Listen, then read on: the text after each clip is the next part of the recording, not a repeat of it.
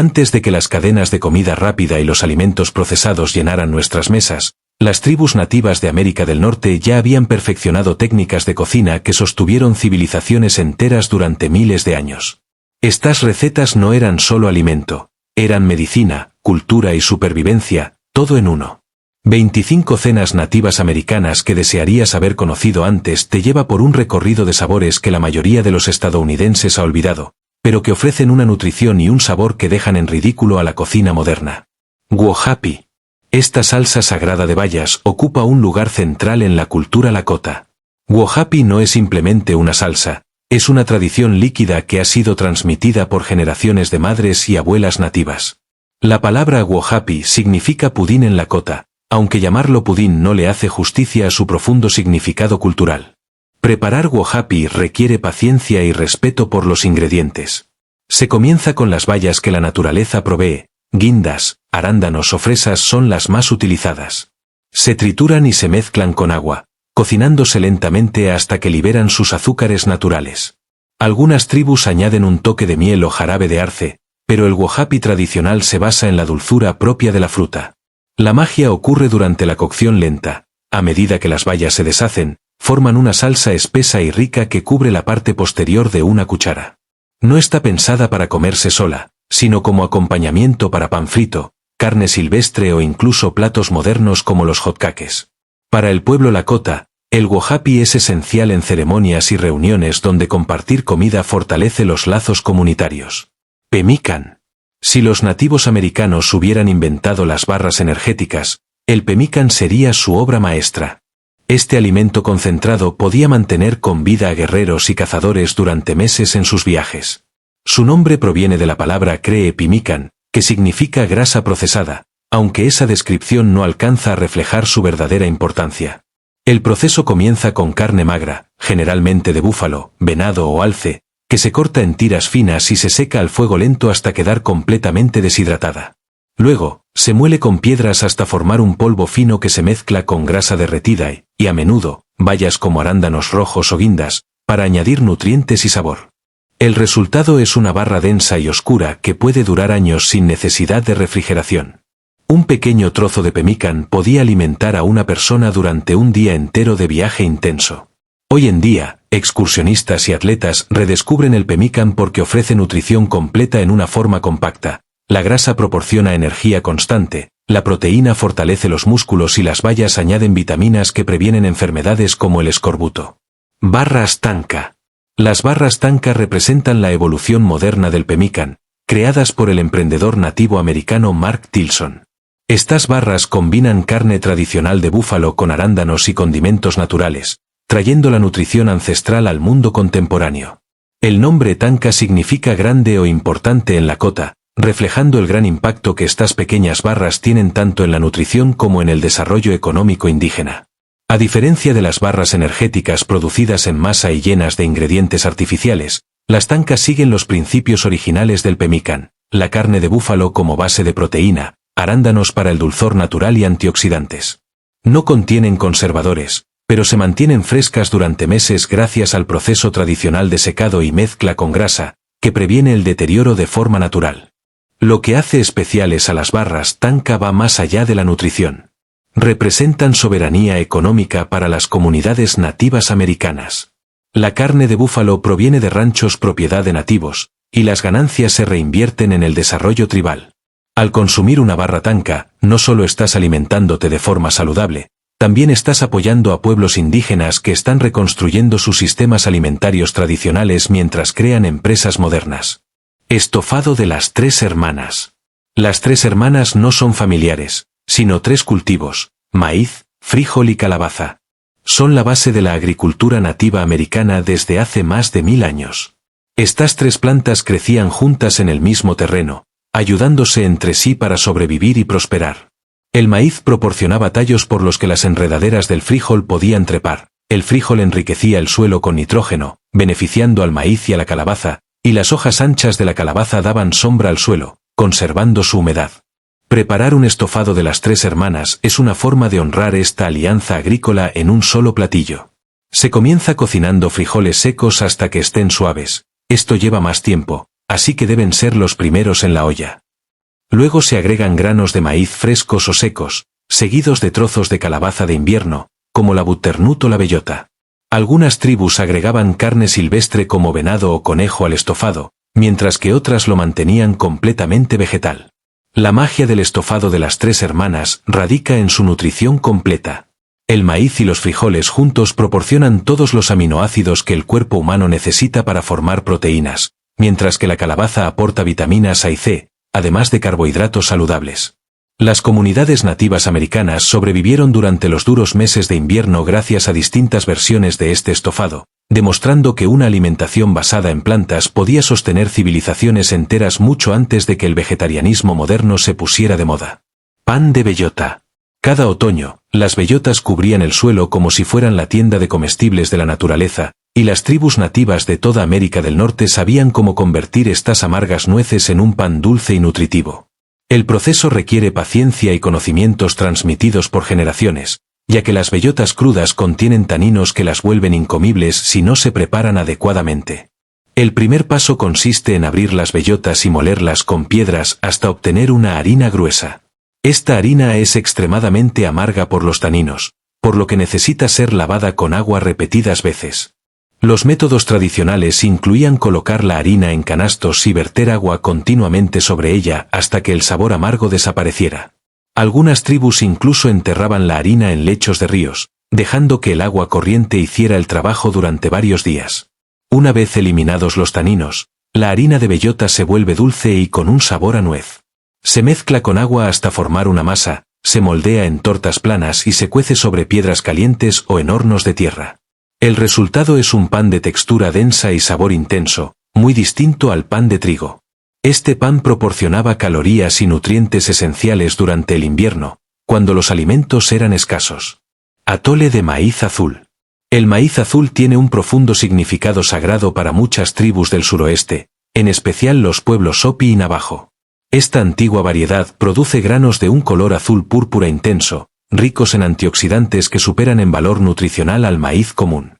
El atole de maíz azul era un alimento básico diario, que brindaba energía sostenida para las duras jornadas en condiciones desérticas. Su preparación comienza moliendo granos secos de maíz azul con piedra, usando los tradicionales matates. Este proceso requiere esfuerzo, pero da como resultado una harina con la textura perfecta para preparar el atole. Algunas familias aún conservan matates heredados, cuyas superficies volcánicas han sido curadas durante décadas de uso.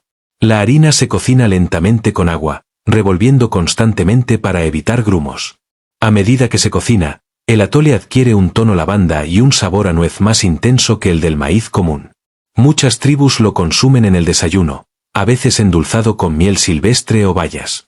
Su alto contenido de proteína y carbohidratos complejos brinda energía duradera, sin los picos de azúcar de los cereales procesados actuales. Pilaf de arroz salvaje con arándanos. El arroz salvaje no es en realidad arroz, sino una semilla de pasto que crece en los lagos poco profundos de Minnesota, Wisconsin y el sur de Canadá. El pueblo Ojibwa lo llama manoomin, que significa buena valla, y lo han recolectado durante más de 1000 años con canoas tradicionales y varas de madera. Este alimento sagrado tiene tal importancia que los Ojibwa tienen profecías sobre seguir el alimento que crece sobre el agua hasta su tierra prometida. Cosechar arroz salvaje requiere habilidad y respeto. Las familias reman en canoas de madera hasta los campos de arroz al final del verano, doblando los tallos con palos tallados y golpeándolos suavemente para que las semillas maduras caigan en la embarcación. Luego, las semillas se tuestan al fuego y se limpian para quitar las cáscaras, resultando en los granos oscuros y con sabor a nuez que conocemos como arroz salvaje. Cocinar un pilaf de arroz salvaje con arándanos combina ese sabor terroso del manoomin con el toque ácido de los arándanos, otra fuente alimenticia tradicional. El arroz se cuece lentamente hasta que los granos se abren y se vuelven tiernos. Luego se mezcla con arándanos secos, cebollas silvestres, y en ocasiones, nueces como avellanas o nueces de nogal. Este platillo ofrece una nutrición completa en un solo tazón: proteínas, carbohidratos complejos, antioxidantes y grasas saludables. Asado de bisonte con bayas de enebro. Antiguamente, los bisontes cubrían las grandes llanuras en manadas tan enormes que oscurecían el horizonte durante días. Tribus como los Lakota, Cheyenne y Crow basaron su forma de vida entera en estos magníficos animales, aprovechando cada parte: carne, piel, huesos. El asado de bisonte con bayas de enebro representa la cima de la cocina indígena de las llanuras. Combina el sabor profundo del bisonte alimentado con pasto con el gusto resinoso de las bayas silvestres de enebro. La preparación comienza seleccionando un buen corte del hombro o la parte trasera del animal. La carne se unta con bayas de enebro trituradas, que crecen silvestres en el oeste de Estados Unidos. Aunque se les llama bayas, en realidad son conos femeninos de los árboles de enebro, con un sabor que recuerda al yin y agujas de pino, con un leve amargor. El asado sazonado se cocina lentamente sobre brasas o en hornos de tierra con piedras calientes. Este proceso lento ablanda las fibras de la carne hasta que puede cortarse con un cuchillo de madera. Las bayas infusionan la carne con un sabor único, diferente a cualquier condimento moderno. Pero esto no era solo comida, era medicina. Las bayas de enebro ayudan a la digestión y tienen propiedades antisépticas naturales. Caldo de huesos de bisonte. Mucho antes de que el caldo de huesos se volviera una moda entre los fanáticos de la salud, las tribus nativas americanas ya hervían huesos de bisonte durante días para extraer hasta el último nutriente. Este caldo era vital en los inviernos rigurosos, cuando los alimentos frescos escaseaban. El proceso de cocción extraía colágeno, minerales y médula de los huesos, creando un caldo espeso y reparador capaz de alimentar familias enteras. Preparar este caldo al estilo tradicional requiere tiempo y planificación. Los huesos grandes de las patas y las articulaciones se rompían para exponer la médula, luego se colocaban en hoyos forrados con piel, llenos de agua y piedras calientes. La cocción duraba entre 24 y 48 horas, añadiendo nuevas piedras calientes continuamente para mantener la temperatura. Algunas tribus agregaban vegetales silvestres como nabos de las praderas o lamb's quarters para mayor sabor y valor nutricional. Al enfriarse, el caldo adquiría un color dorado y una consistencia gelatinosa. Esta gelatina natural ayuda a sanar problemas digestivos y dolores articulares, mientras que los minerales fortalecen huesos y dientes. Investigaciones modernas han confirmado lo que los pueblos nativos sabían por instinto. El caldo de huesos ofrece nutrientes casi imposibles de obtener de otras fuentes, como glicina, prolina e hidroxiprolina, que promueven la salud de la piel, el cabello y las uñas. Pan frito con grasa de oso. El pan frito genera sentimientos encontrados en las comunidades nativas americanas. Por un lado, representa supervivencia y adaptabilidad. Por otro, evoca recuerdos dolorosos de los productos básicos entregados por el gobierno y de los cambios forzados en las dietas tradicionales. Sin embargo, el pan frito con grasa de oso conecta con costumbres más antiguas, cuando los cazadores nativos derretían la grasa de osos, alces o bisontes para producir un aceite de cocina que podía conservarse durante meses sin refrigeración. La grasa de oso tiene propiedades únicas que la hacen ideal para freír. Tiene un punto de humo alto, por lo que no se quema fácilmente, y aporta un sabor rico y ligeramente a nuez a los alimentos. Para obtener esta grasa, se corta en trozos pequeños y se calienta lentamente hasta que el aceite puro se separa de los sólidos. La grasa se guarda en recipientes de cuero o frascos modernos, y puede mantenerse en buen estado durante meses. La masa del pan frito es simple: harina, sal, polvo de hornear y agua, mezclados hasta formar una masa suave. Se toman porciones pequeñas, se estiran delgadas y se fríen en la grasa caliente, donde se inflan formando círculos dorados con bordes crujientes y centro suave. El pan frito tradicional era más pequeño y denso que las versiones modernas, diseñado para ofrecer la máxima cantidad de calorías con pocos ingredientes. Se comía con boa pea, miel o carne, y proveía calorías esenciales durante largas jornadas de caza o climas extremos. Los tamales envueltos en hojas de maíz fueron perfeccionados por las tribus del suroeste mucho antes de la llegada de los colonizadores españoles. Estos paquetes envueltos combinaban maíz molido con carne, frijoles o vegetales, y se cocinaban al vapor en hornos de tierra o grandes vasijas de barro. Las hojas de maíz servían tanto como envoltorio para cocción como plato para servir, convirtiendo al tamal en el alimento portátil por excelencia. La preparación tradicional comienza con la elaboración de masa a partir de granos de maíz seco. El maíz se remoja en agua con ceniza o cal para quitarle la cáscara, y luego se muele en metates de piedra hasta obtener una masa suave. Este proceso, conocido como nixtamalización, facilita la digestión del maíz y aumenta su valor nutricional al liberar niacina y añadir calcio. La masa se unta sobre hojas de maíz suaves y se rellena con diversos ingredientes según la disponibilidad. La carne de conejo, venado o guajolote mezclada con chiles silvestres y hierbas era común, mientras que los frijoles machacados con semillas de girasol ofrecían una opción vegetariana rica en proteínas. Las hojas rellenas se amarran y se cocinan al vapor durante horas hasta que la masa se endurece y los sabores se integran. Abrir un tamal caliente libera un aroma que conecta a quien lo come con miles de años de tradición culinaria indígena. El guiso de maíz nixtamalizado, o omini, es una de las grandes innovaciones alimentarias de la humanidad. Aunque muchos no lo saben, el tratamiento del maíz con soluciones alcalinas no solo facilita su digestión, sino que también previene enfermedades como la pelagra, comunes entre quienes consumían maíz sin procesar. Las tribus indígenas desarrollaron esta técnica de manera independiente, llamando al maíz procesado con nombres como nixtamal y omini. La preparación comienza con granos secos de maíz de campo y ceniza de maderas específicas como nogal o roble. La ceniza se mezcla con agua para crear lejía, que se calienta junto con el maíz hasta que las cáscaras externas se aflojan y pueden quitarse. Lo que queda son granos blancos y suaves con una textura masticable y un sabor a nuez, completamente distinto del maíz común. El guiso de omini se mezcla con carne, usualmente venado o conejo, y vegetales de temporada. Es común añadir cebollines silvestres, semillas de girasol y bayas, creando una comida abundante y completa que podía alimentar a grupos enteros. Se cocina lentamente sobre fuego bajo, permitiendo que los sabores se desarrollen y el omini se ablande. Este platillo no solo era sustento, sino nutrición completa capaz de mantener a las personas en tiempos difíciles. La sopa de ortiga es otra muestra de cómo los pueblos indígenas sabían aprovechar los recursos naturales. Las ortigas crecen de forma silvestre en toda América del Norte, y aunque muchos las consideran malas hierbas, las tribus nativas las reconocían como alimento y medicina poderosa.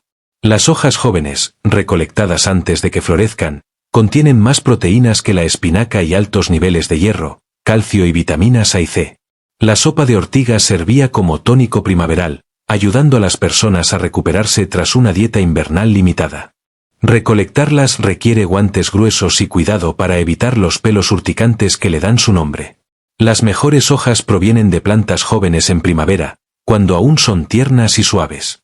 Una vez cocinadas, pierden por completo su capacidad de picar, dejando solo un verde nutritivo con un sabor parecido al de la espinaca, pero más profundo. La receta tradicional empieza con agua o caldo de hueso, al que se le agregan hojas limpias de ortiga junto con cebollines silvestres, nabos de la pradera u otros vegetales disponibles. Algunas tribus añadían carne para complementar la proteína, mientras otras la mantenían completamente vegetal. El resultado final era una sopa verde vibrante y con un sabor terroso que hablaba de la conexión entre las comunidades indígenas y la tierra que les daba sustento. El té de cedro, pese a su nombre, no proviene realmente del árbol de cedro. Se elabora a partir de distintos árboles perennes como el pino blanco, el abeto o el enebro, que las comunidades nativas llamaban cedro por sus propiedades similares. Este aromático te ofrecía una fuente esencial de vitamina C durante los meses de invierno, cuando no había frutas ni verduras frescas disponibles, ayudando a prevenir el escorbuto y otras enfermedades nutricionales que afectaron a muchos de los primeros exploradores europeos.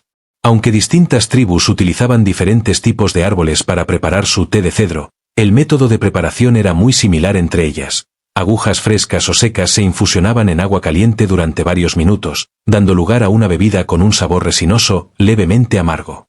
Este té no solo contenía vitamina C, sino también compuestos antimicrobianos que ayudaban a combatir infecciones y problemas respiratorios comunes en épocas frías.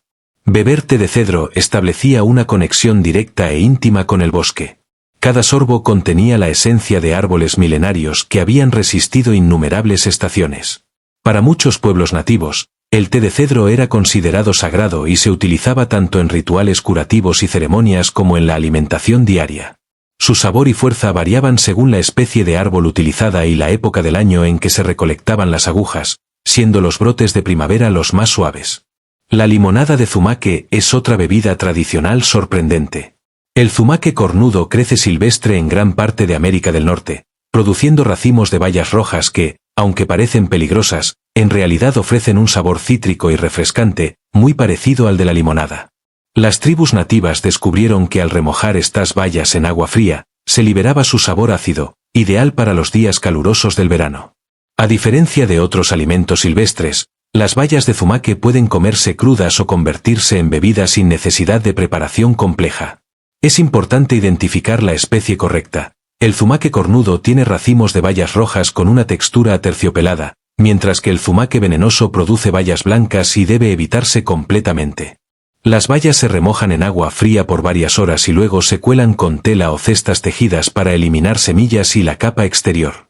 El líquido resultante tiene un color rosado hermoso y un sabor ácido pero equilibrado. Esta bebida tradicional aportaba vitamina C y antioxidantes, sirviendo como una alternativa natural a los refrescos y jugos modernos. Muchas tribus ofrecían limonada de zumaque en reuniones y ceremonias, donde su color festivo y sabor especial marcaban ocasiones importantes. Además, las bayas se podían secar y almacenar para usarse en invierno, brindando un recuerdo del verano en los meses más fríos. Los botones de cholla con jarabe de agave eran un manjar del desierto. Aunque el desierto de Sonora puede parecer estéril para los forasteros, para los pueblos nativos como los Tohono O'odham, era un almacén natural lleno de alimentos nutritivos. Los botones de cholla, que son los brotes florales del nopal, aportaban una fuente vital de nutrición a finales de la primavera, cuando escaseaban otras comidas. Estos brotes espinosos requerían una cosecha y preparación cuidadosa, pero ofrecían proteínas, calcio y carbohidratos complejos que mantenían a las comunidades desérticas. Su recolección exigía habilidad y herramientas adecuadas. Con pinzas de madera largas, los recolectores desprendían los botones de las plantas antes de que las flores se abrieran. Las espinas se eliminaban rodando los botones en arena o quemándolas sobre fuego. Ya limpios, los brotes se asaban en hornos de tierra con piedras calientes durante horas hasta que quedaban tiernos y dulces. El jarabe de agave, hecho del corazón de la planta de agave, era el complemento ideal. Estos corazones se cocinaban por días en hornos subterráneos, transformando sus carbohidratos complejos en azúcares naturales con un sabor similar a la miel oscura. Servir los botones de cholla con jarabe de agave creaba un postre completamente natural pero lo suficientemente satisfactorio para cerrar cualquier comida. Esta combinación demuestra cómo los pueblos del desierto encontraban dulzura y sustento en uno de los entornos más extremos de América del Norte. La mermelada de tuna era otra forma en que las tribus del suroeste aprovechaban los frutos del cactus. Las tunas del nopal, que van del rojo intenso al amarillo brillante, eran ricas en vitaminas y azúcares naturales. Su recolección requería guantes gruesos y cuidado, ya que están cubiertas de diminutas espinas llamadas gloquidas. Se recolectaban cuando estaban completamente maduras, lo que se notaba por su color profundo y su leve suavidad. Las espinas se eliminaban rodando la fruta en arena, rascándolas con palos o quemándolas ligeramente. Al quedar limpias, revelaban una pulpa dulce y llena de semillas, que podía ser blanca o magenta según la variedad. Para hacer la mermelada, las frutas se trituraban y se cocinaban lentamente hasta que el líquido se reducía y espesaba. Tradicionalmente, se usaba la pectina natural de la fruta para darle consistencia, aunque algunas tribus añadían semillas de chía u otros espesantes naturales. El resultado era una mermelada con un sabor dulce e intenso, con notas florales únicas. Esta preparación concentraba los nutrientes y podía conservarse por meses sin refrigeración, siendo un manjar especial en ceremonias o en los fríos meses de invierno. La sopa de piñones también formaba parte esencial de la alimentación tradicional. Los piñones, conocidos también como pond nuts, crecen en ciertos pinos del suroeste estadounidense. Ricos en proteínas, estos frutos solo maduran cada ciertos años, por lo que una buena cosecha de piñones era motivo de celebración para tribus como los Paiute, Sosoni y Navajo. Esta sopa era un alimento reconfortante, combinando los piñones cremosos con caldo caliente para crear un platillo que llenaba el estómago y el alma. Su recolección exigía paciencia, los conos debían recogerse justo cuando comenzaban a abrirse, antes de que las semillas cayeran al suelo. Las familias viajaban a zonas de recolección tradicionales, acampando por semanas para juntar suficientes piñones para el invierno. Los conos se asaban al fuego para abrirlos por completo, y luego se extraían los piñones a mano, un proceso que fomentaba la convivencia familiar. Para preparar la sopa, los piñones se molían hasta formar una harina que luego se cocinaba con agua o caldo hasta lograr una textura cremosa. Algunas versiones incluían vegetales silvestres o carne, mientras que otras se basaban solo en los piñones. El resultado era una sopa con un sabor a nuez intenso y una textura suave. Los piñones son uno de los pocos alimentos vegetales que proporcionan proteínas completas, lo que hacía de esta sopa una fuente excelente de nutrición para quienes seguían dietas tradicionales. Anguila ahumada. Los ríos y arroyos de América del Norte alguna vez estuvieron repletos de anguilas, que eran una fuente confiable de proteína para las tribus que vivían cerca del agua. Estos peces, de aspecto similar a serpientes, se atrapaban con trampas tradicionales hechas de cestas tejidas o con lanzas manejadas por pescadores expertos.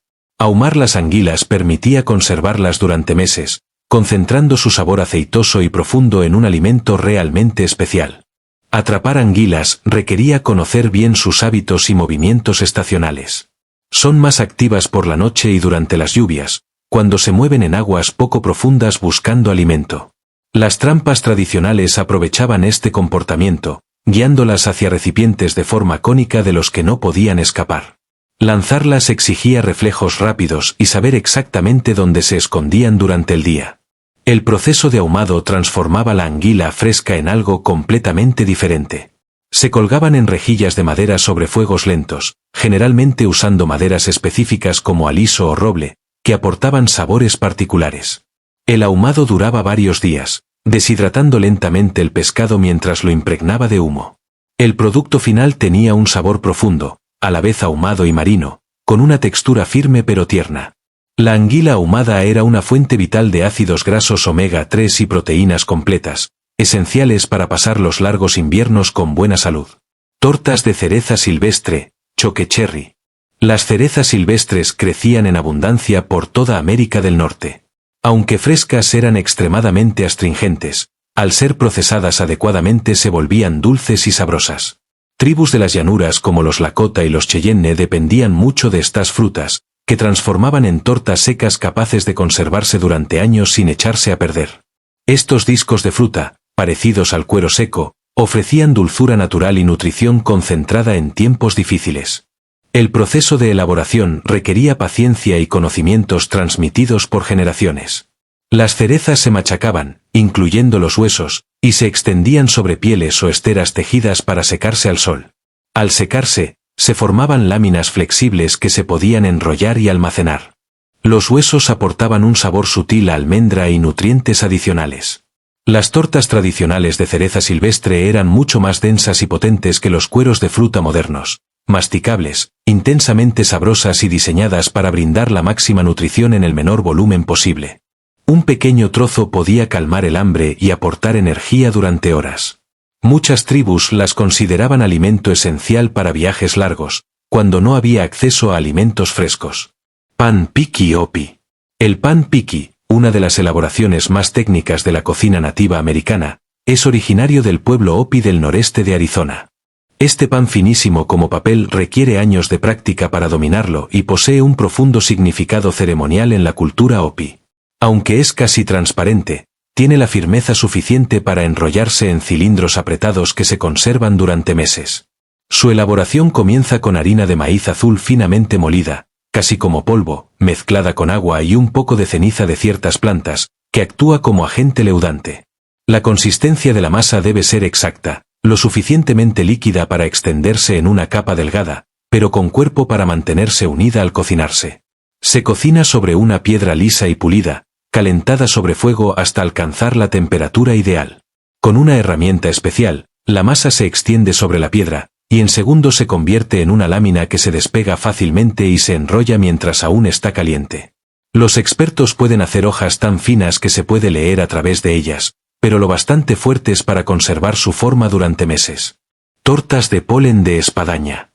Las espadañas crecen en humedales de toda América del Norte y ofrecen alimentos en distintas partes de la planta, raíces, brotes y polen. Este último, un polvo dorado que cubre las flores a inicios del verano, se recolecta para hacer tortas de sabor único y color amarillo brillante. Es un alimento sumamente nutritivo, rico en proteínas, vitaminas y minerales, lo que lo hacía un complemento valioso en las dietas tradicionales. Recolectar el polen requiere precisión y buen tiempo. Está listo cuando las espigas florales se tornan de un amarillo vivo y sueltan nubes de polvo al sacudirse. Los recolectores doblan las espigas dentro de cestas o bolsas y las agitan con fuerza para liberar el polen. Un buen día de cosecha puede rendir varios kilos si el humedal está sano. Para preparar las tortas, el polen se mezcla con harina de maíz u otras harinas, agua y a veces huevos o grasa para unir los ingredientes. La mezcla se forma en pequeñas tortas que se cocinan sobre piedras calientes o en hornos de tierra. El resultado es un pastel de color intenso y sabor ligeramente floral y a nuez, diferente a cualquier otro. Estas tortas aportaban nutrición concentrada y eran consideradas manjares especiales durante celebraciones y rituales.